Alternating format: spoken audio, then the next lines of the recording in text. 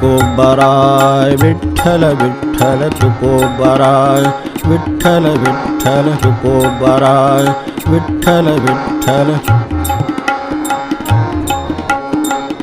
वारीचा पर्व काळ आहे. पुण्यात आली दिंडी. आता ज्या निर्धाराने भक्तीनं जातात, जशी फळामुळं ज्याच्यात आहेत त्यातलेही अभंग आहेत सगळे. त्यात तुकोबांचं संकीर्तन 32वा 33वा काय असेल.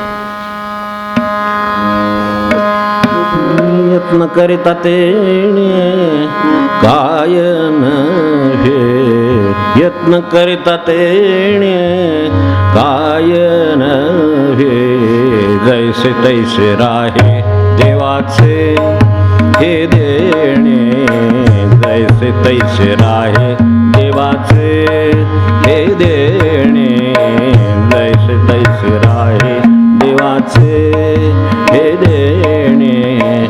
यत्न करिता तेणे काय नव्हे, यत्न करिता तेणे काय नव्हे, जैसे तैसे राहे देवाचे हे देणे, जैसे तैसे राहे देवाचे हे देणे. यत्न करिता तेणे काय नव्हे, यत्न करिता तेणे. इथेपर्यंत आपण त्याचे 2-3 भागी बघितले. 2 भाग की यत्नाला काहीही अशक्य नाही. हे काही सिद्धांत आहेत, त्यातले 2 बद्दल दोन्ही बाजू बघितल्या. एक असा की प्रयत्नाला अशक्य काही नाही. यत्न करिता तेणे काय नव्हे, काय साध्य होणार मी यत्नाला या जगामध्ये. तर तसं आपल्याला ते येत नव्हतं, देवदाणा वगैरे सगळं आपल्याला आहे, पाठ आहे, सगळं आहे. पण हे जी खात्री किंवा ज्या अर्थाने देतात ती बघण्यासाठी हा एक सिद्धांत. कारण त्यात त्यांचा बारकावा वेगळा असतो. शेवटी प्रयत्नाला अशक्य काही नाही. दुसरं आपण असंही पाहिलं की जरी समजा प्रयत्नाचं फळ किंवा एखादी गोष्ट साध्य ते आपलं शक्य झालं, काय यशापयश काय जे शेवटी येतं ते जर कमी जास्त आलं,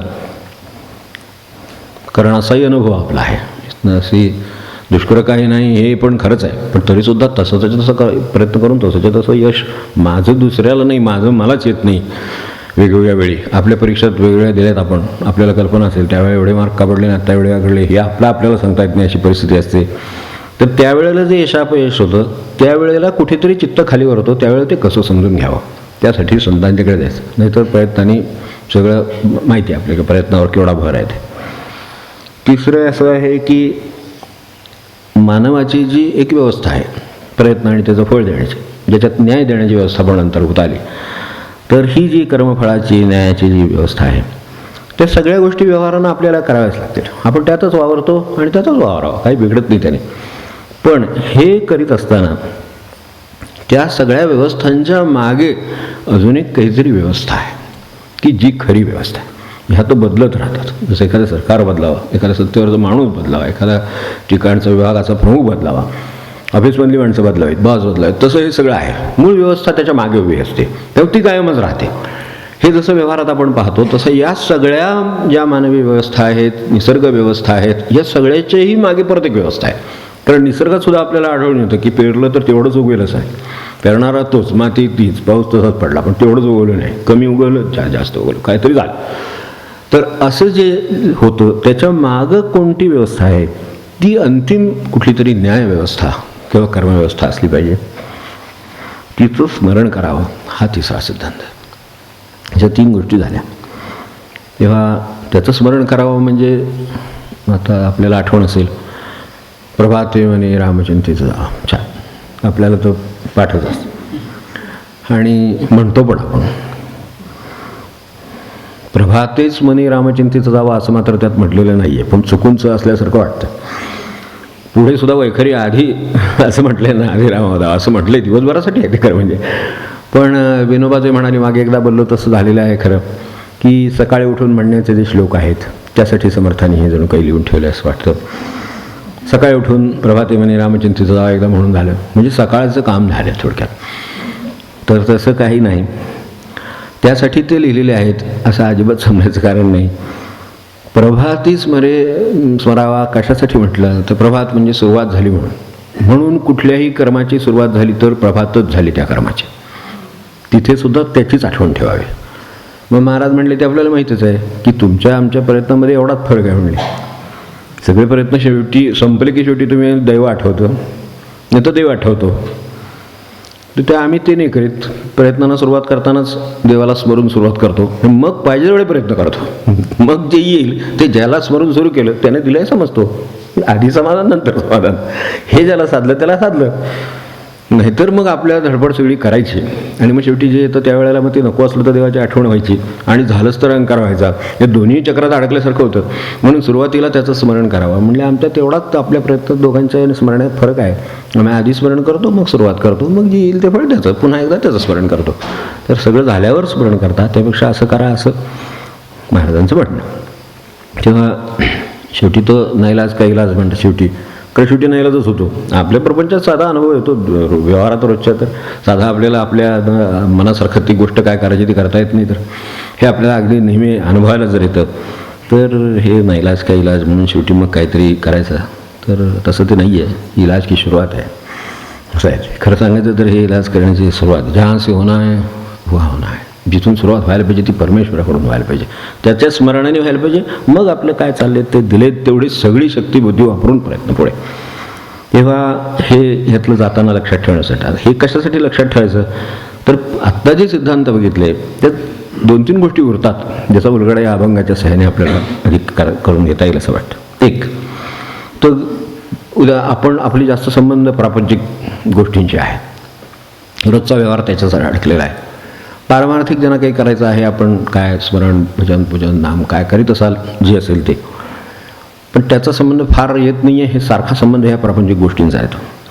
त्याच्यात एक अनुभव आपल्याला असेल की हे सगळं प्रयत्नाने होतं वगैरे सगळे आत्ता सिद्धांत बघितले तरीसुद्धा सगळ्याच गोष्टी प्रयत्नानं साध्य होत नाहीत असं आपल्याला अनुभव आले. जे मी प्रयत्न केले तशा गोष्टी साध्य होत नाहीत, हे एक अनुभव आले. दुसरं असंही अनुभव आलं येतं की काही बाबतीत प्रयत्न शक्य नाही आहेत, म्हणजे आपल्या हातातच नाही असं आपण म्हणतो. माझ्या हातात असतं तर मी हे केलं असतं. आपल्या हातात आहे ही जी एक समजूत मुळात घेऊन मनुष्य सुरुवात करतो सगळ्या आयुष्याला, आणि बराच काळ ती त्याची बरीच तशीच समजूत असते आणि कधी किती वेळा परमेश्वराने धक्के देऊन सुद्धा ते काही लक्षात येईलच असं नसतं. तर हे जे आहे ह्यात काही गोष्टी प्रयत्नाने शक्यच नाही. तिथं काय करायचं ते जर लक्षात आलं तर माणसाला एरवी आतून अस्वस्थता तरी येते, कुठेतरी व्यथा तरी वाटते, खंता तरी वाटते, आपण काय करू शकत नाही असं तरी वाटतं. म्हणजे परमार्थ तर आहेच आहे की नामाला बसू म्हटलं तर निर्विकल्प निर्विचार मनापासून नामसुद्धा तासभर शक्य नाही आपल्याला. अशी अवस्था आहे की जे बसून बघितलं त्यांच्या लक्षात येतच असेल. तर ते झालं, त्याचं झालं. आपल्या इकडे प्रपंचाचं काय होतं ते आपल्याला माहिती की काही आपल्याला आता हे पाऊस पडावा का नाही पडावा, त्याच्यावर काय व्हावं का नाही व्हावं, भिजत यावं का कोरडं जावं, काही माहीत नाही अशी परिस्थिती आहे. किंवा काही गोष्टी त्या बाबतीत प्रयत्न शक्यच नाही. तिथे एक कुठेतरी आत खंत किंवा व्यथा राहते. करीन म्हटलं तर करीन म्हटलं तर मुलीचं लग्न नाही माणसाला करता येणार. घरातलं आहे, त्याची मुलगी आहे, त्याला करायचं आहे, सगळं खरं आहे, त्याची तयारी आहे अगदी सगळ्या बाजूने, पण नाही होत तर काय करणार. हेच महाराज म्हणले की घरात एक मुलगी शिकवते आपल्याला की खरा करता कोण, तर म्हटलं माणूस काही शिकत नाही. झाल्यावर म्हणतो मी केलं, अरे मग तुझं करायचं होतं आधी का नाही केलं. नाही, त्याची वेळ यायची होती. म्हणजे मग आणि कोणतरी वेळ करता कोणतरी दुसरा होता ना. मग इतकं सोपं खरं सांगायचं तर याचं भक्तीचं प्रयत्नांचं गणित आहे. एक बाब. दुसरी बाब अशी पण असेल की काही गरिबाची श्रीखंडपुरी आहे साध्या भाषेत, ती नाही केली शक्य. मग तिथे त्याच्या मनात असं राहील त्यालाही ते मिळावं, चांगली गोष्ट आहे एखादी ती त्याला मिळावी असं वाटेल, पण ती मिळवणं त्याच्या हातात नाही. अशा वेळेला कुठेतरी खंत राहील की आपलं अमुक एक व्हायचं होतं, अमुक एक करायचं होतं, हे जे काय सगळं आहे पण ते नाही झालं. तर आत जी खंत किंवा व्यथा राहते, तर तिचा काय उपाय किंवा उत्तर आपल्याकडे आहे काय, दुसरा विचार करण्यासारखा प्रश्न आहे. तिसरं एक मी असं म्हणेन की काही काही वेळेला काय प्रयत्न करावेत, म्हणजे नेमके कोणते प्रयत्न आपल्या हिताचे आहेत हेच जर कळलं नाही तर माणसाने काय करावं. जसं अज्ञानाचं ज्ञानच नाही, हे मोठा विचित्र गोष्ट आहे. अज्ञानाचं ज्ञान, तर आपल्याला हिताचं ज्ञान नाही मुळात, माझ्या हिताचं काय आहे हे जर कळलंच नाही तर मग कोणते प्रयत्न करावेत वगैरे प्रश्नच पुढे उद्भवत नाहीत. असं तर आयुष्यभर आपल्या परमार्थाची अवस्था अशीच असते की त्याचं जर ज्ञान लवकर झालं असतं तर माणसाने तो लवकर केला असता, त्याला शांतता आयुष्यात मिळाली असती, त्याचे सगळे बाकीचे व्यवहार सुरळीत झाले असते, स्वास्थ्य राहिलं असतं, भगवंत मिळाला असतं, सगळं झालं असतं. पण समजा ते हिताचं हे कळलंच नाही तर काय करावं, तर मग प्रयत्न होणार नाहीत आणि त्यामुळे जे हित साध्य व्हायचं तेही होणार नाही. की या गोष्टींचं ह्या सगळ्या प्रयत्नांच्या गणितात कुठेतरी हे मिसिंग आहे, कुठेतरी हे शक्य होत नाही असं आहे. हिताचं कळलंच नाही असं झालं तर काही करता येत नाही. याला सगळ्यावरचा सर्वसमावेशक उपाय म्हणजे काय असेल, ते जे आत्ता इथे तुका म्हणतात ते ईश्वरी देणं आहे. सगळं हे लक्षात ठेवणं किंवा ईश्वरी ही एक व्यवस्था लक्षात ठेवणं हे त्याच्यावरचा सगळ्यात मोठा उपाय. कारण मला हिताचं कळलं नाही, तर हिताचं माझ्या डोक्यात घालण्याची बुद्धी त्याच्याकडे आहे, कारण तो मुळातच बुद्धीचा स्वामी आहे. माझी बुद्धीच माझ्या हातात नाही अशी अवस्था आहे. तर त्यामुळे तिला हिताचं कळत नाही तर तो हिताचं डोक्यात घालेल. बरोबर, तो मनुष्य मार्गाला लागेल, आपल्या प्रयत्नाला लागेल, की पुढचं सगळं काम होईलच, कारण प्रयत्न वगैरे त्याच्यावर सोडलेलेच आहेत. पण कळलं नाही तर वगैरे या गोष्टी प्रयत्नानं शक्य नाहीत. समजा अगदी गरिबाची गोष्ट आहे, नाही त्याला ते शक्य, पण ती त्याला शक्य कशी करून द्यायची हे त्यांना शक्य आहे, आपल्याला नसेल शक्य. ते कोणाला शक्य आहे? जो सर्व शक्तिमान आहे त्यालाच शक्य आहे.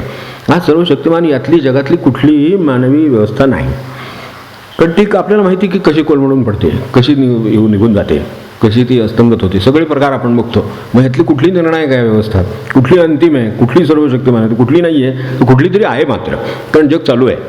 कुणी आलं गेलं, कसली व्यवस्था बदलली, कशाने काही जगाचं थांबले जग चालू आहे, त्याचा अर्थ ते चालू ठेवणारं कोणीतरी आहे, ते जे कोण आहे त्याचं देणं आहे हे समजून आयुष्यात जर राहिलं तर आपल्याला एक मार्ग सापडेल. मागे कुठेतरी आहे. स्वामी जसं म्हणायचे, तू घेऊ नकोस, हे जे आहे तुझ्या पाठीशी आहे, हे जे आहे तसं ते आहे. तर त्याप्रमाणे काहीतरी आहे. त्या अर्थाने त्याने जे म्हटलं आहे इथे, आपण गेल्या वेळेला तिथे मध्ये उल्लेख तर करून गेलो की जैसे तैसे आहे देवाचे देणे, हे तसं आहेच. आपल्या मानवी व्यवस्थेत ते कसं शक्य नाही हे आपण गेल्या वेळेला उदाहरणाने सुद्धा बघितलं होतं की जसं आणि तसं ह्याचे जे नेहमीचे अर्थ आहेत, करावं तसं करावं, अमकं करावं तमकं करावं, काय वगैरे होत नाही. आपल्याला व्यवहारात असं अनेकदा आढळतं, मनुष्य वाईट कृत्य करतोय त्याला काही शिक्षा होत नाही, जो सन्मान करत जातोय तो काट्याकुट्यातून जातो. हे काय गणित आहे काही कळत नाही आपल्याला. ह्याच्यामध्ये गणित असलंच पाहिजे, कारण असं जर व्हायला लागलं समजा कशालाही काही, तर उद्या कशालाही आंब्या झाडाला फणस येतील, फणसा झाडाला आंबे येतील, असलं तरी होईल. असं कुठे होत नाही. होतं ते व्यवस्थेप्रमाणे चाललेलं आहे, फक्त आपल्याला ते कळत नाही की कशाचं काय चाललं आहे आणि ह्याचा कर्ता कोण आहे आणि त्याला नक्की काय करायचं आहे, त्याची व्यवस्था कोणती, त्याचा हेतू कोणता, त्याला कुठून कुठे न्यायचं आहे, हे सगळं आपल्याला लक्षात येत नाही. तर जैसं तैसं म्हणजे त्याचं जैसं तसं वेगळं आहे, त्याचं जसं त्याला तसं असंच आहे. फक्त ते आपलं जसं त्याला तसं असं जे आहे तर तसं ते नाही आहे. या अर्थाने आपण जसं त्याला तसं उत्तर असं म्हणतो तसं त्याचं नाही आहे. त्याला दुरुत्तर केलं तरीसुद्धा त्याचं तसं वेगळंच असतं. हे बाबा तात्यांचं आपल्याला आठवलं म्हणून सांगतो. तात्यांची खूप निंदा केली काही रस्ते, जे ते झालं, गप्पा झाल्या, हे असं करतात तसं करतात, हे थोसांड आहे, आमकाय तमकाय वगैरे सगळं. नंतर पुन्हा जेवायच्या वेळा झाल्या, तर ते झाल्यानंतर ती मंडळी बाहेरच होती अजूनही, बाकीची मंडळी अस्वस्थ झाली होती सगळी. तर पानं वाढायची वेळ आली, तात्यांनी बाहेर आत पानं घेतली, बोलवायला गेली बाहेर की पंक्ती वाढल्या, आता सगळ्यांनी जेवायला जाऊया, प्रसाद घेऊ, मग काय असेल ते पुढं. ते ज्यांनी कोणी ही निंदा करत होते ते लोकांनी 4 लोकांनी ऐकलेली होती, तर त्या ह्या निंदकांनी आपल्या शेजारी बसून घेत होता. आपण त्याला तो गेल्याचं पाहून मग जेवायला बसलो असतो. हे जशाच तसं ते आपलं त्यातल्या त्यात काय मार्ग असेल त्यावेळेला तो, पण त्यांचं तिथे, कारण ते म्हणाले तसं नाही, काहीतरी अज्ञान असेल त्याच्याकडं, काहीतरी अडचण असेल, त्याला कळत असेल, त्याचा राग दुसऱ्या कोणावर तरी तो माझ्यावर निघाला असेल, काहीतरी असेल, तर त्याला समजून कोण घेणार. आता हे जसं तसंच अर्थ तिथलं वेगळा आहे. हे जशाच तसं आहे, हे जशाच तसं कसं, ईश्वरी जशाच तसं आहे. ईश्वरी जशाच तसं हे असं आहे की त्याला तो उलट तो अडचणीत आहे. जे अज्ञानी मनुष्य जर त्यांना ते म्हणणे ना, आता त्याला कळत नाही आहे, अज्ञान आहे, त्यामुळे त्याला जवळ घेण्याची गरज जास्त आहे. ज्याला ज्ञानी आहे त्याला लांब पाठवलं तरी चालतंय, तो ज्ञानी आहे, त्याला कळलेलंच आहे, तो बरोबरच वागेल. हा बरोबर वागण्याची शक्यता नाही, त्यामुळे त्याला जवळ बसूनच जरा हे करून, त्याला 4 घास घालून, आग्रह करून, प्रसाद घालून, बुद्धी शुद्ध होईल असं पाहून मग पाठवलं पाहिजे. म्हणजे असं त्यांचं काही गणित आहे, ते जशाच तसंच अर्थ त्यांचा वेगळा आहे एवढं नक्की आहे. तर तो काय आहे, तर आपल्याकडच्या जशाच तशामध्ये त्यांच्यात काय आहे ते बघू. आपल्यात काय ते आपण पाहिलं आहे, आपल्याला ती रोज दिसत असतं. तर अगदी साधं म्हणजे आपल्या मनासारखं कोण नाही वागलं, लगेच राग येतो की नाही, हे जशाच तसं झालं, ही प्रतिक्रिया झाली तशी. तर तसं आपलं जशाच तसं कसं आयुष्य चाललंय ज्याला त्याला माहिती आहे. परमेश्वराचं जशाला तसं कसं आहे ह्याचं एक थोडक्यात फक्त आपण लक्षात घेऊ की जसं म्हणजे त्यांच्या दृष्टीनं कसं, त्यांच्या दृष्टीनं पूर्वकर्म काय आहे त्याचा विचार ते करतात. आपण माणसाच्या पूर्वकर्माचा वगैरे विचार करत नाही. 10 वेळ एखाद्यावर उपकार करा, 1 वेळ जमला नाही तर तो 10 विसरून जाईल, आणि जे केलं नाही तेवढ्याच मात्र राग धरेल. हे होईल की नाही मला सांग. हे व्यवहारात होतं, ते तसं नाही. पूर्वकर्म इथलं तर नव्हेच, हे आपल्या आयुष्यातलं आपलं आत्ता भेटलेल्यातलं चाललं आहे. पण त्यांचं असं आहे की पूर्वकर्म कोणतं आहे, त्याच्यासाठी आत्ता तो प्रयत्न करतोय, त्याची स्वरूप काय आहे, त्याची अवस्था काय आहे. तर प्रयत्न तरी शेवटी त्याच्या हातात काय, बुद्धीत काय जे बसेल, शक्तीत बसेल तेवढेच तो करणार ना. तेवढे प्रयत्न करायचे त्या कामासाठी पुरणार नसतील, पण ती त्याची चूक नाही आहे. त्याच्या हातात, उदाहरणार्थ आपण जसं मुलांना म्हणतो की तुला 60% नाही, 60% मिळाले हे उत्तम मार्क आहेत. काय आहेत, तर त्याची 59चीच कुवत आहे, तिथून त्यांनी धडपड करून 60 मिळवली, ही सर्वात मोठी गोष्ट आहे. जसं एखाद्याने 95 मिळवावे ही तशी कौतुकाची गोष्ट आहे, तशी 60 वाल्याच्या कुवतीनं 60 मिळवावे ही मोठी कौतुकाची गोष्ट आहे. पण ही परमेश्वरच लक्षात घेऊ शकेल. आपण चेहरा टाकू 60 म्हटल्यावर काही कारण नाही, ते परमेश्वर लक्षात घेतो. त्यामुळे त्याला प्रयत्नांचं स्वरूप करणारा कोण आहे, करता कोण आहे, त्याची अवस्था कशी आहे हे तो लक्षात घेतो. जसं म्हणजे हे असं आहे, त्याप्रमाणे तो यश द्यायचं आहे, त्याला काय ते फळ द्यायचं आहे हेही त्याच्या लक्षात येतं की ह्याचा प्रयत्न करतानाचा भाव कोणता आहे, कोणत्या भावाने प्रयत्न करतो. एखादा फारसे प्रयत्न करताना व्यवहारात दिसतही नाही, पण तरी त्याची कामं होत असतात. त्याला ईश्वराचं देणं माहिती आहे कसं आहे ते, आणि ईश्वरालाही माहिती आहे याचा भाव कसा आहे. त्याच्या परिस्थितीत, मगाशी जसं म्हटलं, त्याच्या परिस्थितीत नाही बसत एखादी गोष्ट, तर त्याचं तुळशीचं मान त्याला चालतं, त्याचं शिळं सुकलेलं पानसात त्याला चालतं, आणि श्रीमंताचा हार त्याला सारखाच वाटतो. हे त्याच्याकडेच शक्य आहे. म्हणजे ते जे काय आहे त्याच्या मागं त्याचा भाव कोणता आहे. व्यवहारात मनुष्य आपला भाव पाहिजे असं नाही. जेवढा मोठा बुके आणेल तेवढा मोठा माणूस, तेवढे त्याचा संबंध आपल्याबद्दल आदर मोठा असं वाटेल की नाही व्यवहारामध्ये. तसं त्यांच्याकडे नाही आहे. म्हणून फरक काय आहे तेवढा पाहायला, त्याचा भाव काय देण्याचा. आणि चौथी गोष्ट सहज लक्षात घेण्यासारखी आहे की त्याची परमेश्वराचं जसं ह्याच्यामध्ये त्याचं कल्याण व्हावं हे त्याला कदाचित लक्षात येत नसेल तर ते आपल्याला करायचं आहे. ते देऊनही होईल, फळ न देऊनही होईल. आपल्याकडे फळ देण्याचं असं गणित करून चालणार नाही.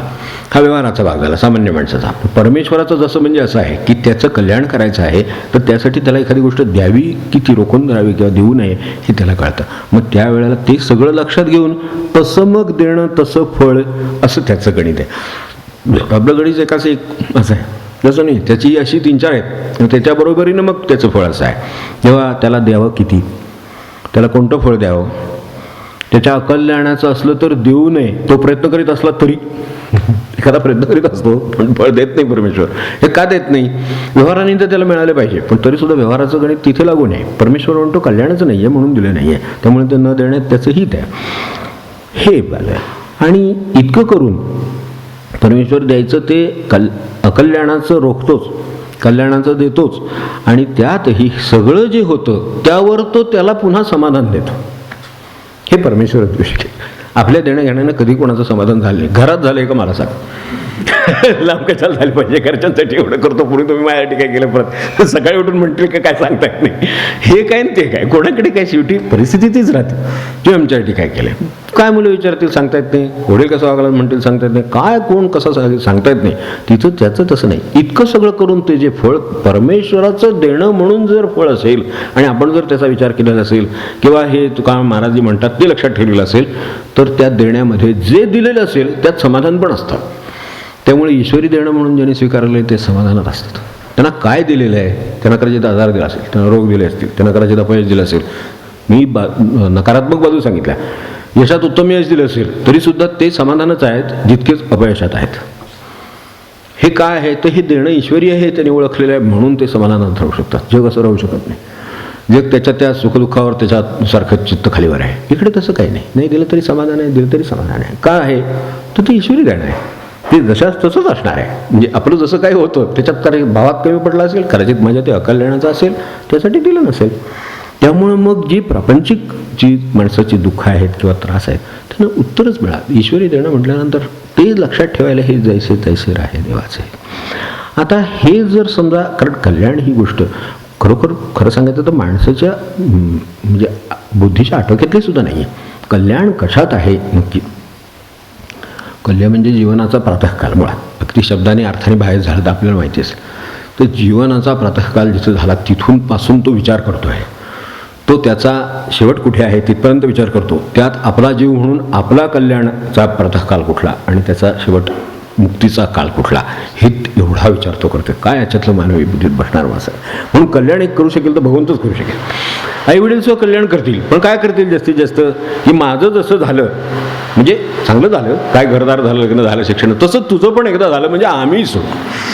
कल्याण म्हणजे जास्तीत जास्त काय तुम्ही सांगा मला. आता त्यांचं काय कल्याण झालं ते त्याला दिसतंय तरी सुद्धा त्यांना कळतं की आपलं कल्याण होणार म्हणजे काय होणार जास्तीत जास्त. हे आपली कल्पना आहे. मला ह्याच्याबद्दल काय हे म्हणायचं नाही, कारण याच्यापेक्षा आपलं काय आपण करू शकणार. आपल्याला त्याच्यातलं जर कल्याण आणखीन काही कळलं असतं तर मग आपण काहीतरी हे वर बसले तसं काहीतरी केलं असतं आपण, पण तसं काही ते शक्य नाही. तर ती माणसाची मर्यादा बुद्धीची आहे. म्हणून मानवी देण्याचं जे काम आहे त्याच्या कितीतरी पुढे परमेश्वरी देण्याचं काम आहे, एवढं लक्षात ठेवलं तसं आहे.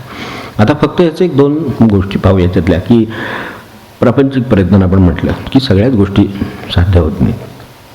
तर हे जे साध्य होत नाही अशा वेळी श्रद्धा असली किंवा ही खात्री असली परमेश्वराच्या देण्याची तर काय होतं, तर एक तर प्रपंच हा या अर्थाने अपुरा आहे ह्याची माणसाला मनातून ओळख राहते. हे किती केलं तरी हे अपुरं राहणार आहे. त्या अपुरं राहण्याचं एरवी असमाधानात रूपांतर होतं. इथं अपुरं असलं तर बरोबर चाललंय असं वाटतं. कारण का महाराज तसं म्हणले, म्हणजे तात्यांनाही विचारलं होतं त्यांना की अलीकडे कशी आहे प्रकृती, तेव्हा मला अलीकडे आता त्यांचं वय 70च्या पुढं तर 75 झाली वय झालं म्हणले. आणि तसं बरं आहे पण म्हणले ऐकू जरा कमी येतं अलीकडे, फार फिरता येत नाही, गुडघे दुखतात. महाराज म्हणले म्हणजे चांगलीच म्हणायची प्रकृती, कारण जे वयोमानाप्रमाणे व्हायला पाहिजे, नाही झालं तरच घोटाळा आहे. जे होतंय याचा अर्थ प्रकृती चांगली आहे. हा बघण्याचा दृष्टिकोन फक्त दैवी हे सत्पुरुषच देतील, तर तिथूनच हा मिळेल. त्यामुळे प्रपंचाबद्दल तशी तक्रार राहत नाही. त्यामुळे ज्या गोष्टी प्रयत्न करून असाध्य राहतात किंवा आपल्याला त्या सापडत नाहीत, मिळत नाहीत, त्याच्याबद्दल तक्रार नाही, मनस्थिती उत्तम राहते. आणि काही काही वेळेला ज्या गोष्टींची गरज आहे पण त्या आपल्याला अशक्य आहेत असं आपल्याला दिसतं, आपल्या मर्यादेत बसत नाही, अशा काही गोष्टी असतील, भले प्रापंचिक असतील नाही तर काही पारमार्थिक असतील, त्या कृपेनं किंवा निष्ठेनं साध्य होऊ शकतील, हा एक आतून खात्री असते. जर त्याची खरोखरच गरज असेल माझ्या कल्याणासाठी तर त्या कशाही साध्य होतील याची आतून खात्री राहते. कारण ईश्वरी देणं तसं आहे, मानवी देणं तसं नाही. मानवी देणं म्हणेल हा कट ऑफ पॉईंट आहे, याच्यात तुम्ही आत बसला ठीक, बाहेर बसला बाहेर, याच्या आत बसला तुम्हाला ते काय त्याच्यात ॲडमिशन असेल ते मिळेल, नाही तर नाही मिळणार. परमेश्वराचं देणं अशा पद्धतीचं नाही. तो म्हणजे कल्याणाचं आहे ठीक आहे, तुला हे कमी आहे तरी हे तुला देऊ, तुझ्यासाठी इकडे रिलॅक्स केला नियम. त्यांचं ते शक्य आहे कारण ते बनवतात नियम, त्यांना अपवाद करायचं सामर्थ्य त्यांच्याकडे आहे. तर हे जी भाव आहे त्यानं निष्ठेनं किंवा कृपेनं ते शक्य होऊ शकतात हे लक्षात राहतं. आता 2-3 जाता जाता उदाहरणं बघून फक्त जाऊ पुढे. आठवतात तेवढं स्वामींचं आठवतं तेवढं सांग, आपल्याला माहिती असेल तरीसुद्धा एकदा हे सगळं तत्त्व परत प्रत्यक्षात कशी आली होती हे बघण्यासाठी. आपल्याला स्वामीसूत महाराजांचे सगळं चरित्र माहिती असेल. मी काही त्याविषयी आत्ता तो विषय नाही बोलायचा, पण त्यांच्याबरोबर ती जी काही 3-4 माणसं तिथे त्यामुळं स्वामींच्याकडे आली, अक्कलकोटला आली, तिथून पुढे त्यांच्याशी निगडीत झाली, त्यांनी आपापली काय निष्ठेने जे करायचं ते केलं. त्याची अगदी सुरुवात जिथं झाली त्यावेळेला तिथं एक यजमान होते, म्हणजे मोठे गृहस्थ होते माधवजी म्हणून. तर त्यांच्याकडे जी 2-3 मंडळी येत असत, या माधवजींना यात्रेला यायचं होतं, त्यांची स्वामींच्यावर श्रद्धा होती. तर त्यांना असं वाटलं की आपण म्हणजे स्वामींच्याबद्दल ऐकलं होतं, पण मूळ त्यांना गाणगापूर माहिती असल्यामुळं ते म्हणले आपण गाणगापूरला जाऊ, म्हणून ते गाणगापूरला गेले. माझ्याबरोबर कोण येणार का म्हणून त्यांनी विचारलं. ज्यांची इच्छा होती, ज्यांना अडचण होती, त्यातले एक फार मोठे कर्जबाजारी होते, दुसरे जे होते ते कनोजी ब्राह्मण होते. तर ते कनोजी जे होते ते म्हणाले बाबा माझी अवस्था अशी आहे, मी तिथपर्यंत जाण्यासुद्धा माझी काही कुवत नाही, तुम्ही नेत असला तर मी माझी ह्याची पात्रता आहे, माझी तशी इच्छा आहे, पण तुम्ही नेत असला तर येतो. तर म्हणजे चला बरोबर गेले गाणगापूरला. निष्ठेनं तिथे 7 दिवस साधन केलं आणि त्यांना दोघांना साक्षात्कार झाला की मी इथे नाही आहे, तिथं आता आहे, तर तुम्हाला प्रत्यक्ष गाठ पडेल, तिकडे जा. उठले आणि अक्कलकोटला आले. स्वामींच्याकडे आल्यावर एकोणीस माणसाची अवस्था काय होती, तर ती जशी त्यानं सांगितलं, त्यांनी त्यांना बघितलं आणि बघितल्यावर त्यांची जी श्रद्धा त्यांच्यावर बसली ती बसलीच. त्यांनी कधी यांना पाहिलं नाही, पण जे साक्षात्काराने इकडे कळलं ते त्यांना प्रत्यक्ष अनुभवाला आलं म्हणून त्यांची निष्ठा बसली त्यांच्यावर. आता ते काय करू शकतात जास्तीत जास्त, तर तिथं त्यांना नैवेद्य करणं. त्या का ती पद्धत आहे, अजूनही आपल्याला माहिती असेल की अन्नदान त्या पद्धतीने केलं जातं. त्यावेळेला नैवेद्य केला जात होता, तसं त्यांनी आपला नैवेद्य केला, उचलून तो नेऊन त्यांच्यासमोर ठेवायचा. त्याप्रमाणे ते ताट नैवेद्याचं करून ठेवल्यानंतर स्वामी त्यांना काय म्हणाले की गावाबाहेर जाऊ, मशिदीत तिथं फकीरे कुत्रं बसले म्हणजे जावं तिकडं, घालून नैवेद्य त्यांना. आता हे जे यजमान होते त्यांना इतकं अस्वस्थ झाली का एवढं सगळं करून यांना नैवेद्य केला. हे काय माणूस, ह्यांनी आपल्याला तिकडे पाठवून कुठेला घाला म्हणून सांगितलं, ते फकीर बसले की त्यांच्यासाठी केली काय एवढं, त्यांनी एवढं शुद्ध राहून सकाळपासून आंघोळी करून हे करून सगळं नैवेद्य केला. ती खीरपुरी काय केली होती ती त्यांना नेऊन घाला म्हणून काय करावं, ते गप्प बस.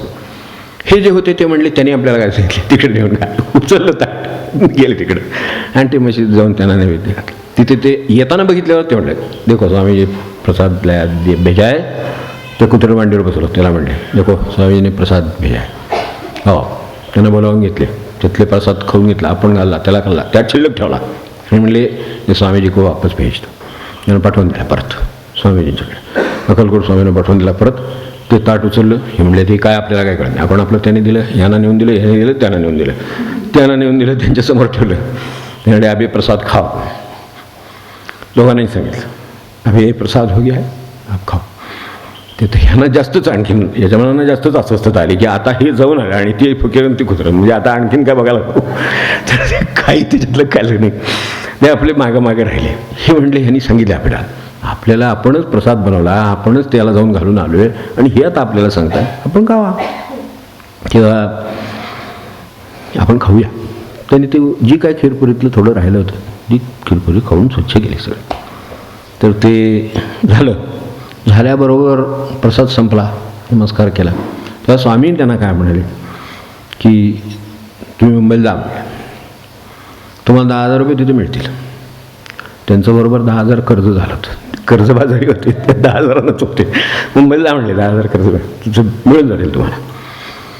तर ह्यांना एक मोठा दिलासा मिळाला की जाऊ दे, स्वामी आज एवढं म्हणाले, त्यांनी हे ओळखलेलं आहे सगळं, ह्याच्यापेक्षा आणखीन काय विचार करायची गरज नाही आयुष्यात परत. या एका अनुभवावर ते कायमचे स्वामी भक्त पाहते, एकच अनुभव फक्त. अजूनही प्रत्यक्ष काय झालेलं नाही, पण त्या क्षणी त्यांच्या लक्षात आलं, त्यांना लक्षात आलेलं आहे आणि ती करतायत. आणि ह्यांना ते काय बोलले की ये मटका अभि कच्चा आहे. त्याचे यजमान जे घेऊन आले ते कच्चे निघाले या बाबतीत. कारण हे निष्ठेचं किंवा श्रद्धेचं काम असं असतं की पाहतात. आता मानवी प्रयत्नानं म्हटलं तर ह्याच्यातलं त्या कनोजींना काहीच शक्य नव्हतं, त्यांना येणं पण शक्य नव्हतं, या नटणं पण शक्य नव्हतं. हे जे बाजू त्यांनी केलं त्याच्याबरोबर ते पगार साहित्य सुद्धा त्या यजमानांनी ते खर्च करून दिलं होतं, पण प्रत्यक्षात आशीर्वाद ते घेऊन गेले कारण निष्ठेचा प्रश्न आला. त्यामुळे ते गेल्यानंतर तिथं त्यांची अवस्था, हे गेले सगळे परत. मग यांनी हे बघितलं, यांना कळलं की यांच्याजवळ सामर्थ्य काहीतरी आहे आणि काहीतरी आपल्याला अनुभव दिला, आपल्याला काय कळलं नाही, ठीक आहे आपण लक्षात ठेवू. इतर गोष्टी कळतच होत्या ना, तिथे होते त्या मुक्कामात 8 दिवस काय कळायचं ते कळलंच होतं. फक्त जी निष्ठा पाहिजे ती नाही जमली, ती ह्यांना लगेच जमली. हाही पुन्हा माणसाच्या ठेवणीचा मनाचा भाग आहे. गेल्यानंतर तिकडे ज्या वेळेला मुंबईत पोचले तर त्यांना ते सारखं वाटायचं आपण कर्जबाजारी होतो म्हणून गेलो, हे आपल्याला जमलं नाही आहे.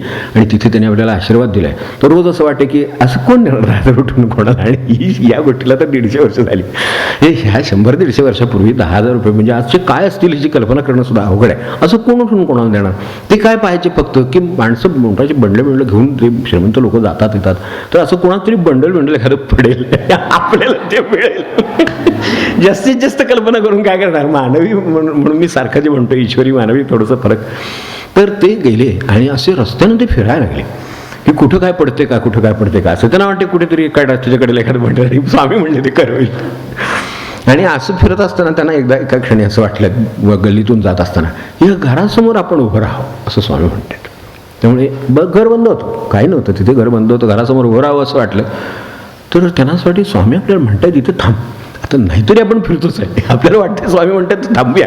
मग त्या घराच्या दारासमोर घर दार बंद होतं, हे समोर उभे राहिले आणि हे बावळटसारखा दिसणारा मनुष्य, व्यवहाराने विचार केला तर बावळटसारखा दिसणारा मनुष्य असं मनुष्य दारात उभा राहिला आणि ते 5 मिनिटं शांतपणे उभे राहिले. त्यांना काही विकल्प नाही, मनामध्ये काय नाहीतरी आपण म्हणतोय काय स्वामी महाराज करतील ते करतील. आणि 5 मिनिटांत ते दार उघडले की आणि त्यातून ज्या बाई घरातून आल्या, जसं भिक्षा घालायला मनुष्य एखाद्या येतो, सज्जा बाहेर आल्या, त्यांच्या हातात बंडल होतं त्याच्या हातात कोंबली. त्यांनी ते घाबरले, ते पैसे मिळायला पहिल्यांदा वाटत होतं सगळं मिळालं ते छान होईल म्हणून, पण प्रत्यक्ष पैसे घेतल्यावर एवढे तरी सांभाळायची कुवत पाहिजे की तेवढी. तर ते सुद्धा त्यांना काय वाटलं, ते म्हणले तुम्ही देताय पण नको मला, आता मला हवे होते पण आता मी नाही काय म्हणत नाही म्हणले, पण मला काही म्हणायचं नाही, तुम्ही ते नको, माझ्यावर आळील काहीतरी, कारण बाहेर गेलं उद्या हे असले पैसे आपले ह्याच्याकडे सापडले तर कर्जबाजारी झाला हे बरोबर आहे, पण ते भागवायलाही तेवढे पैसे पाहिजे. त्यांनी सांगितलं हे सगळं खरं आहे.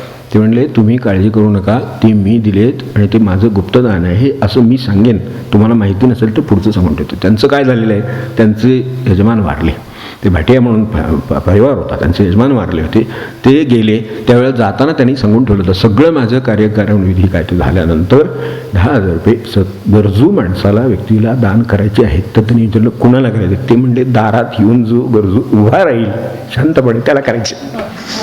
आणि 1.25 महिन्यात झालं पाहिजे, 1.25 महिन्याच्या आतही हजर झाले. त्या बाई म्हणल्या मी रोज दारात येऊन जाते पुडकं घेऊन गुंडाळून, तर कोणीही नसतं, दार बंद करते परत आत नेऊन ठेवते. मला वाटते हे काय म्हणले कोणाटू काय होणार, आणि आपल्या हातनं नाही झालं तर परत खंत वाटेल. आम्हाला ह्या परिस्थितीला आम्हालाही काहीच नाही आहे, पण त्यांनी सांगितलेलं आहे तसं. तर ती श्रद्धा तिकडून आता ज्याची गरज ज्याच्याकडं आहे, हे सगळं कोण जोडणार, कुठली सत्ता जोडणार मला सांगा व्यवहाराने. हा बरोबर त्या तेव्हापासून यांची जी त्यांच्यावरची श्रद्धा आहे ती अजिबात हल्ली नाही. ह्या सगळ्या अनुभवावरून बाकीचे शिकले ते आणखी वेगळीच गोष्ट. आता इथे जे म्हटलं आहे की काहीच त्यांच्या आपल्या काही गोष्टी प्रयत्नाच्या शक्यतेत नाहीतच, ह्याही गोष्टी प्रापंचिक प्रयत्नाला साध्य होणाऱ्या नव्हत्या, म्हणून तर कर्जदारी व्हायची वेळ आली की दुसरं काही हातात नाही करण्यासारखं त्यांनी करायचे ते प्रयत्न केले. पण दरवेळेला जर मनुष्य 5-5 रुपयांनी खाली जायला लागले तर शेवटी कधीतरी त्याचे 10,000 खाली जाणार, तशी अवस्था झाली. मिळवण्याच्या प्रयत्नांना यश नाही, आणि इकडून हे जे यश आलं ते अशा श्रद्धेने आलं आणि ते जे सांगतील ते केल्याने आलं. तर हे सगळं या पद्धतीनं ईश्वरी गणित सुटतं ते करणारी ही जी मंडळी आहेत ती ही दासा कृपा सिंधू नुपेक्षी सर्वथा आणि अंतरीची व्यथा कळे. हा जो अभंगामध्ये पुढे आपण म्हटलं, यांनी ते काल आपण बोललो होतो म्हणून ते म्हटलं नाही, पण दासा कृपा सिंधू नुपेक्षी सर्वथा, दासा कृपा सिंधू नुपेक्षी सर्वथा अंतरीची व्यथा कळे त्यासी, अंतरीची व्यथा कळे त्यासी, जैसे तैसे राहे देवाचे देणे, जैसे तैसे राहे देवाचे देणे. दासा कृपा सिंधू नुपेक्षी सर्वथा. पुढे एवढं लागतं, एवढं तरी लागतं काहीतरी. तो कृपा सिंधू आहे पण दासांचा आहे, हे तितकंच आहे. जो त्याचा एवढा दास झालेला आहे त्याच्यासाठी हे करायचं. तिसरे आपण 2-3 ज्या गोष्टी बघितल्या, आत्ताच हे सांगितलं अगदी सहज आठवण झाली म्हणून सांगतो. इथं गुरुदेवांचं हे आहे, त्यांचं वास्तव्याचाही आपल्याला अनुभव आहे. तर मागे एकदा आपल्याला बोललो असेल ते जे कुलकर्णी सोलापूरचे असायचे, त्यांच्याकडे नेहमी याला सिटिंगला यायचे, त्यांचे मोठे निष्ठावंत भक्त होते, काकासाहेब त्रिपुळ्यांच्या बरोबर वगैरे वावरायचे. तर ते सोलापुरात असताना 55 सालीची गोष्ट आहे, त्यावेळेला इतका पाऊस तिथे झाला सोलापूरमध्ये, ही काही असंही नाही पण ज्या अशा ठिकाणी पाऊस ज्यावेळेला होतो त्यावेळेला प्रचंड होतो. त्या पावसात ते जिथे राहत असत तर त्यांचं जुनं घर आणि बाजूला एक नवीन घर बांधलेलं होतं. तर त्या पावसाच्या सुसरट्याच्या पावसावर ते घर पडलं. त्यांनी ते पाहिलं डोळ्यासमोर की हे नवीन बांधलेलं घर पडलं आणि त्यांना काळजी वाटायला लागली. स्वाभाविक आहे की कोणत्याही माणसाला व्यवहाराने तो विचार करतो त्याची त्या दृष्टीने तशीच असते. तर त्याला तसं वाटलं आणि त्यांनी म्हणजे त्यांना की हे काय होणार, म्हणजे असं जर राहिला हा पाऊस तर आपण आपलं जुनंच आहे मुळात, त्यामुळे तक्रार करायला काय वाव नाही. इथे नवीन आहे, एवढं सगळं व्यवस्थित केलेलं आहे, त्याचं असं झालं, हा पाऊस काही थांबत नाही असं मनामध्ये आलं. रात्री झोपले आणि स्वप्नात त्यांच्या ते सिटिंगचं स्वप्न पडलं त्यांना. ती सिटिंग म्हणजे तुम्हाला माहिती असेल की गुरुदेव बाहेर येऊन बसत आणि ज्या वेळेला जसं त्यांना ज्या दिवशी शक्य असेल त्या दिवशी ती बैठक चालेल. मग त्या दिवशी ती तासभर चालेल, अर्धा तास चालेल, नाही तर एखादं पद होईल, काय होईल ते होईल त्यावेळेला त्याला सिटिंग पण. मग गुरुदेव त्यामध्ये इन्फॉर्मली सगळे चर्चा करत प्रश्नोत्तर वगैरे होत असत.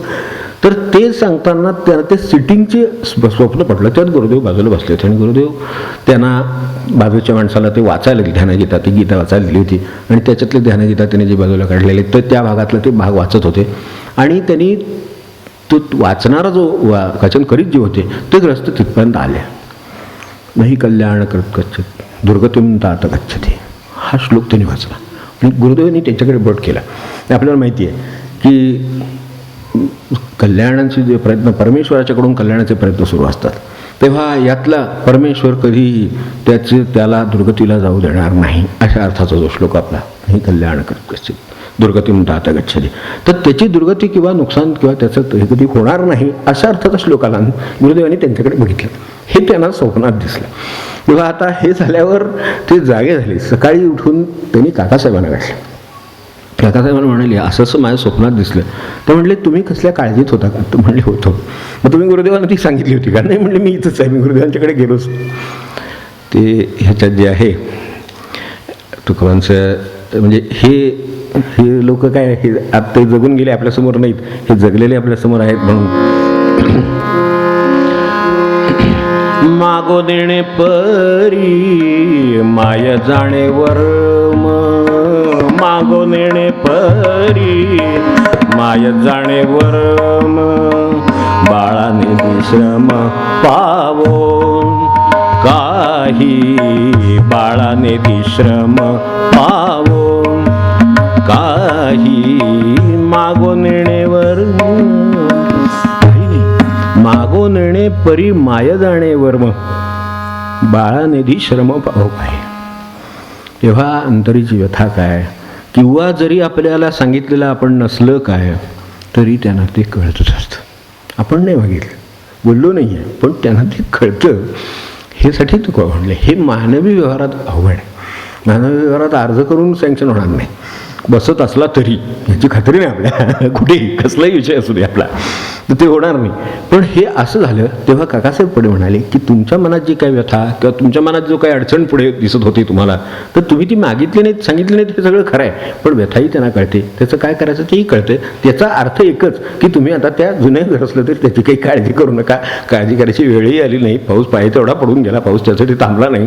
ते जगाचा व्यवहार जगाचा सुरू राहिला. पण ह्यांचं घराची जी ह्यांना चिंता होती ती घर पडलं नाही. त्यामुळं जे व्हायचं ते कसं होतं ते बघण्यासाठी हे त्यांची आठवण झाली म्हणून सांगितलं. दुसरं एक सांगतो परत की हे जे मागवण्यावर ते बाळाला त्रास म्हणजे कसं असतं त्यांनी मुद्दाम ह्या ओवी आपल्याला संपायची आहे याने म्हणून सांगतो की आत्ताच्या ओवीमध्ये त्यांनी मुद्दाम आईचं आणि बाळाचं उदाहरण एवढ्यासाठीच दिले की बाळाला ते सांगता येत नाही पण आईला त्यातलं वर्म कळतं. तहान लागली, दूध लागली, बाहेर जायचे, बाहेर गरम होते, काय जे होते ते तिला सांगता येत नाही पण तिला वर्म कळतं आईला. त्यात काय म्हणायचं हे त्याला या क्षणी ते रडलं कशासाठी रडलं हे आईच व्यवस्थित सांगू शकेल. त्याला सुद्धा सांगता येणार नाही करायचं ते योग्य शब्दात, पण आईला ते कळतं. आणि ह्यासाठी म्हणून त्याने उदाहरण देताना सुद्धा त्या आईचं दिलं ते तेवढ्यासाठी की ते मागवून नेणे पण तिला कळतं ना की त्याला काय झाले आणि काय त्रास होतोय आणि कशासाठी हे झाले हे कळतं. तसं माणसाची परमेश्वराबद्दलची अवस्थाच आहे. ती जर असली तर त्याला काय करायचं गरज आहे. मागवून नेणे परी माया जाणेवर मग तिला कळतं ना, तुम्हाला मागायला येत नाही बरोबर आहे, काय सांगावं ते कळत नाही, मुलांना भाषा नाही, त्यांना ते सांगता येत नाही आहे, हे सगळं खरं आहे. पण तरीसुद्धा माया जाणे वर्म आणि बाळाला ते सांगण्याचे श्रमसुद्धा ती करू देत नाही एक. आणि दुसरी गोष्ट पुरे करायचे श्रम तर त्याच्यापेक्षा करू देत नाही. जे हवं आहे बाळानिधी श्रम पावो काही. एक मागायचे श्रम आहेत आणि दुसरे द्यायचे श्रम आहेत.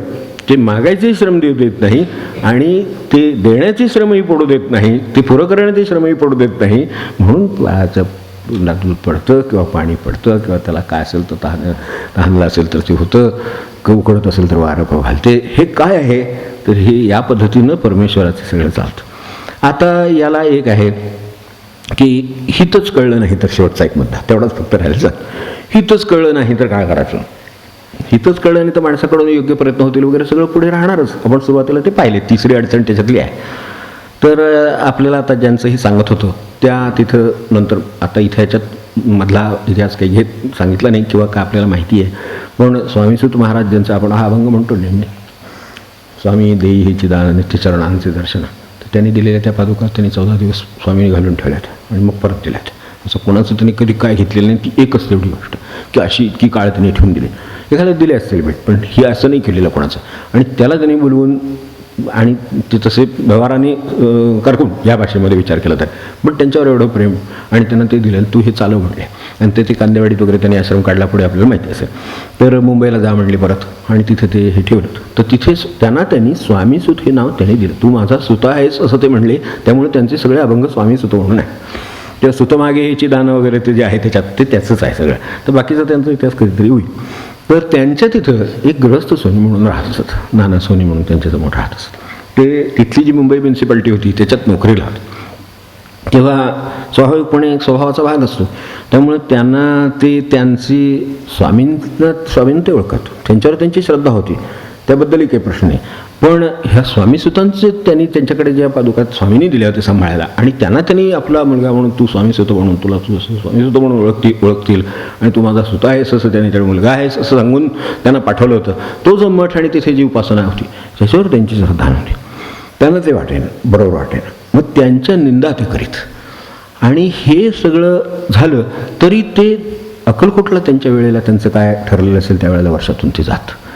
मग तसं ते हे बघितलं. आता हित निर्णय सर्वथा त्यावेळेला काय करायचं, खरं तर त्यांना स्वामीसुतांनाच तिथे पाठवलेलं आहे. ते जवळ आहे, तिथे सगळं आहे, स्वामींनी स्वतः आशीर्वाद दिलेला आहे, त्यांचंच कार्य म्हणून त्यांना करायला सांगितलेलं आहे. तर असं सगळं असलं तरी सुद्धा कळलं नाही तर माणसाला लाभ काय. तर मग हे असं वर्षातून जाणं आलं. मग असेच गेले स्वामींच्याकडे. मग स्वामींच्या लक्षात आलं की याला काही कळलं नाही. स्वामींची भाषा जो काही आपल्यासारखी आपल्याला पचणारीच नाही का सांगायचं तर. स्वामी जेव्हा गेले त्या स्वामींच्याकडे गेल्यावर हे सोनी जेव्हा गेले तिथे स्वामी म्हणाले, काय रे कावळ्या, आल्या स्वामींच्याकडे म्हणजे हजेरीच व्हायची लगेच.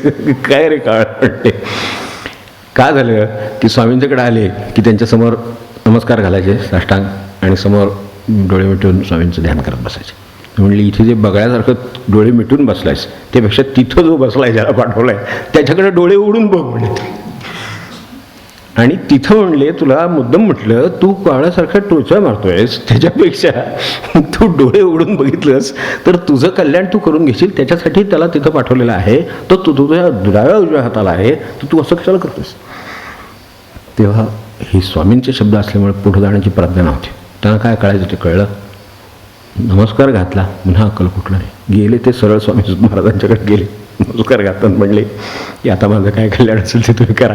स्वामींनी सांगितलेले काय सांगायचं ते मला स्पष्ट शब्दात कळलेलं आहे. आता ह्याच्या पुढं पुन्हा तिकडे जाणे नाही, तिथं गेलो तर आता मार काय लागेल. त्यांनी मला सांगितलेलं आहे, तेव्हा आता माझं कल्याण तुम्ही करा. मला असं म्हणायचं होतं की मानवी बुद्धीचं शेवटी हे राहणार ना, कुठेतरी हे अंश राहणार ना. तर त्याला जर कल्याण नाही कळलं, त्याला जर हित नाही कळलं, त्याला त्याचा मार्ग नाही कळला, तर पुढे प्रयत्न होणारच नाही ना. आता स्वामी सुत महाराजांचं सगळं स्वामींनी स्वतः सांगितलं, स्वामी होते तेव्हा, तर त्यांनी हे सांगितलं म्हणून हे कळलं. ते नसतं तर ह्यांना काय कळलं असतं, काही कळलं नसतं. मग असं झालं तर ते पण कळवण्याची व्यवस्था ईश्वरी देण्यात आहे. आत्ता जे म्हटलं की ते मुलाला नाही कळत, पण नाही कळत असलं तरी त्यांना कसं कळून द्यायचं ते कळतं. त्याची वेळ आली की ते बरोबर कळून देतात. तर तसं ती व्यवस्था आपल्या इथे नाही. म्हणून आत्ता जे म्हटलं मागो नेणे परी माया जाणे वर्म, तिला माहिती आहे वर्म काय आहे ते, आणि बाळा नदी श्रम पावव इथपर्यंत त्यांची व्यवस्था आहे. तेव्हा हे आहे. आणि मागो नेण्याचं अगदी आता आपण वारीच्या शेवटच्या पर्वात आहोत म्हणून त्याची आठवण म्हणून आपल्याला स्वामींचे जे शेवटचे भक्त आपल्याला बिडकर महाराज इथे आहेतच. तर त्यांचं आपल्याला कसं झालं होतं विठोबाच्या दर्शनाची माहिती आहे. त्यांच्या डोक्यात 12-13 वर्षाचे असल्यापासून ही भक्तीचे मूळ होतं. पुढे प्रवास उलटा सुलटा खूप करून ते येऊन तिथं पोचले, हा आपल्याला इतिहास सगळा माहिती आहे.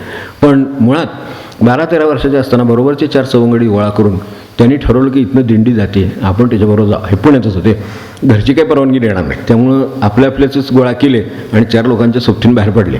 ते ठरवलं असं की आधीपासून तिकडं आळंदीला जायला गेलो तर पुण्यात वारी येणार, त्यामुळे तिथंच अडवतील परत. हे यांना एकदा लक्षात आलं हे कुठे जातील आणि कुठे गेले तर ते वारी दिंडीला आळंदीला निघालं तर पुण्यातच येणार परत. तर पुण्यातून आळंदीला जाऊन पुण्यातून अडकायला होणार, त्यापेक्षा आधी जायचंच नाही, इथून तशीच. म्हणजे तेवढी बुद्धिमत्ता पहिल्यापासूनच तेवढी होती. त्यामुळे ह्याने अडवू नये म्हणून वारी पुण्यात येऊ दिली. वारीचं प्रस्थान ज्या वेळेला होतं, आता प्रस्थान होईल तर ते प्रस्थान होतं ना त्यावेळेची गोष्ट, बरोबर त्या प्रस्थानाच्या वेळेला त्यांच्याबरोबर चालायला सुरुवात करायची. म्हणजे इथं तर बाहेर पडलं, पुढं बघू, काही झालं तरी पंढरपूरला जायचंच असं त्यावेळेला ठरवलेलं होतं. म्हणून ही बरोबर घेतली. बरोबर घेतलेले काय टिकणार हो, ही शेवटी हे वेगळं ना, तयारी सगळे पूर्वकर्म म्हणून म्हटलं. पूर्वकर्म लक्षात घेऊन परमेश्वराचं देणं कसं असतं, आपली पूर्वकर्म काही असेल तर त्यानुसार त्याचं फळ पुण्याही देणं हे त्यांचं कामच आहे. तर तसं हे कसं करतात ते त्यांच्यात पाहायला मिळतं प्रत्यक्ष आहे की ते त्या चालायला लागल्याबरोबर 1-2-5 मैल गेल्यानंतर 12-13 वर्षाच्या मुलांचं काय होईल त्या ह्याच्यात हे आपल्याला कल्पना येऊ शकते. तसं त्यांचं झालं. बरं, ह्यांना धग होती पण त्यांना तेवढी धग कुठे होती भक्तीची किंवा काय पूर्व नाही म्हणा, ते नव्हतं. त्यामुळे ते हळूहळू एक मागे पडत नाही, आम्ही थांबतो तुम्ही पुढे जावं वगैरे करत करत शेवटी जो एक राहिला होता तो सुद्धा त्या सासवडच्या तो जो पहिलाच मुक्काम आहे तिथेपर्यंत पण ते जाऊ शकलो नाही. ते पहिल्याच ह्याच्यात ते हडपसरच्या ह्याच्यातच पाट्यातच मागे पडले. ह्यांना सुद्धा खरं झेपतात. 12 वर्षाच्या माणसाला एवढी मुलाला चालायची सवय नाही. पण विरकर महाराज म्हणले काय होईल ती होईल, ज्या वेळेला प्रसंग येईल पडायचा कुठे काय झालं तर कोणतरी सांगू, इतकी वारकरी बरोबर चालतात काहीतरी होईलच की, अशा ह्यानं त्या कट्टर ह्यानं चालत राहिले. आणि आपल्याला माहिती की तो सर्वात मोठा टप्पा आहे याचा पुणे सासवडचा, आपल्या ह्याच्या पहिल्या पुण्याच्या टप्प्यापेक्षा सुद्धा मोठा, तिकडे 17 मैल इकडे 20 मैल. त्यामुळं ह्या टप्प्यात शेवटी ज्या वेळेला ह्याला पोचले सासवडला तोपर्यंत पाय सुजले, फोड आले आणि त्यांना चालवेनच झालं. पण टप्प्याला सासवडच्या पोचले जाऊन पहिल्या जो आपला पुण्याचे हडपसर सासवड जो आहे त्याला जाऊन पोचले. ते तिथल्या एका बाईंनी पाहिलं होतं.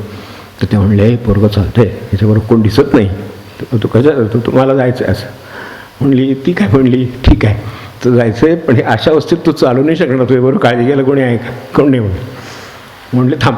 त्यांनी मुक्कामाला गरम पाणी केलं, त्यांना पायाला तेल लावून दिलं, गरम पाणी शेकलं. दुसऱ्या दिवशी अवस्था चालण्यासारखी झाली. त्या बहिणी त्यांना त्या ह्याच्यात जाईपर्यंत सांभाळल्या. 12 वर्षाच्या मुलाला पंढरपुरात पोचेपर्यंत त्यांना सांभाळलं.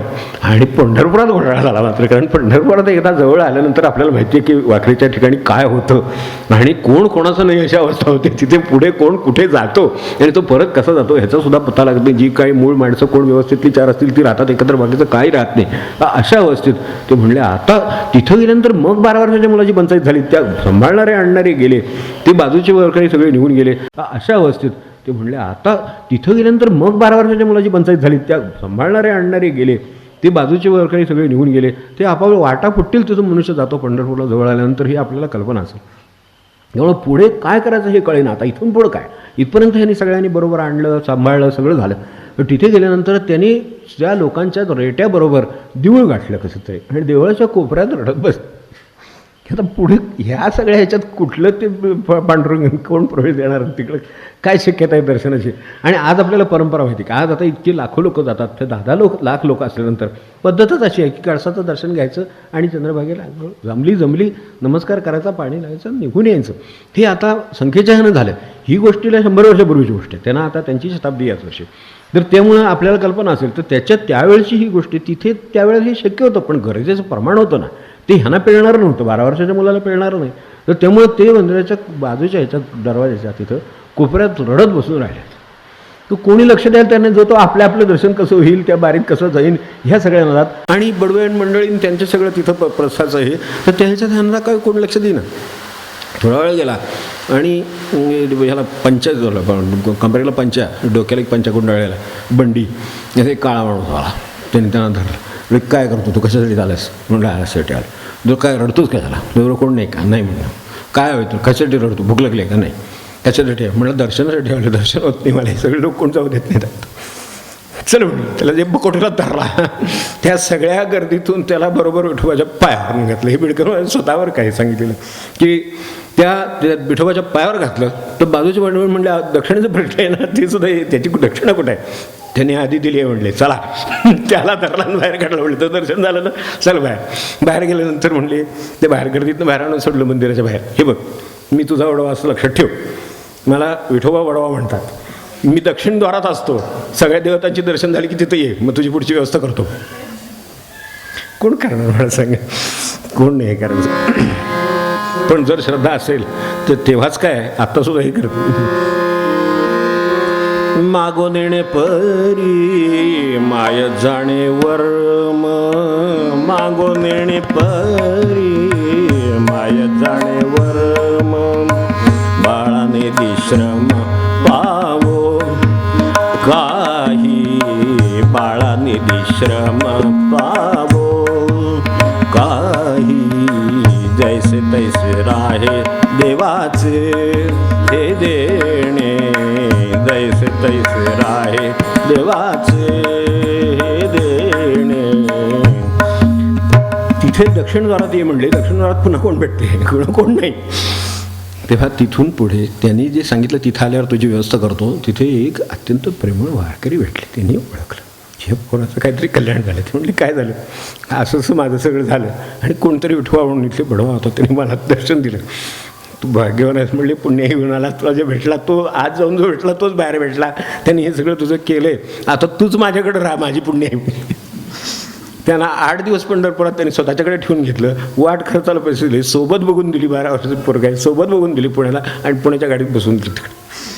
म्हणजे काय आहे ते ह्याच्यावरून कळावं याच्यासाठी.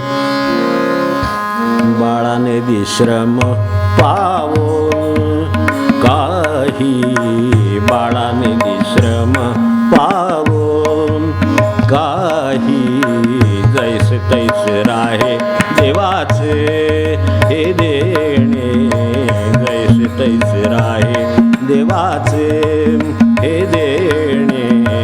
तुका म्हणे मज अनुभव अंगे, तुका म्हणे मज अनुभव अंगे, वचन वाहुगे माने ना हे, वचन वाहुगे माने ना हे, जैसे तैसे राहे देवाचे हे देणे, जैसे तैसे राहे देवाचे हे देणे, जैसे तैसे राहे देवाचे हे देणे.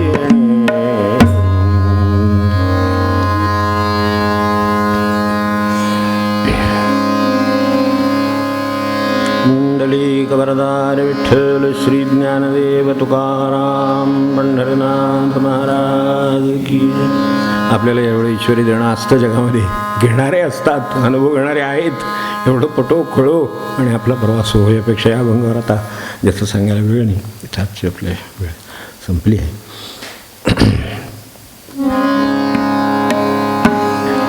पुढे जाण्यापूर्वी 1-2 मिनटं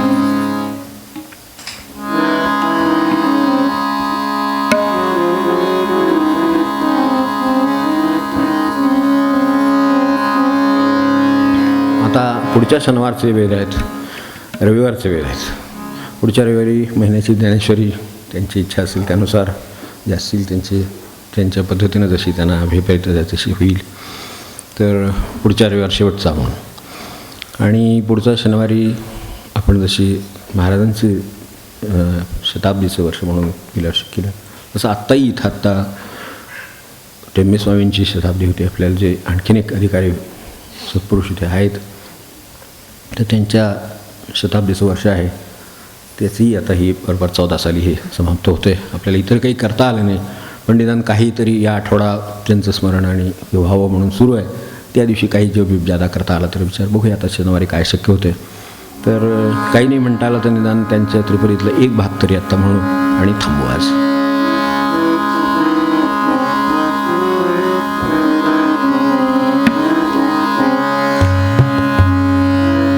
शांत हो श्री गुरुदत्ता मम चित्ता शमवी आता.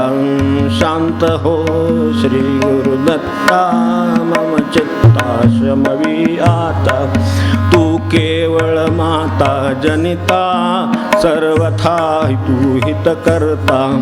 तू केवळ माता जनिता सर्वथा तू हित करता तू आप्तस्वजन भ्राता सर्वथा तू चित्राता तू आप्तस्वजन भ्राता सर्वथा तू चित्राता भयकर्ता तू भयहर्ता भयकर्ता तू भयहर्ता दंडधर्ता तू परिपाता दंडधर्ता तू परिपाता तुझ वाचून न दुजी वार्ता तुझ वाचून न दुजी वार्ता तू आर्ता आश्रयदाता मम चित्ता शमवी आता तू आर्ता आश्रयदाता मम चित्ता शमवी अपराधास्तव गुरुनाथा जरी दंडा धरिसी यथार्था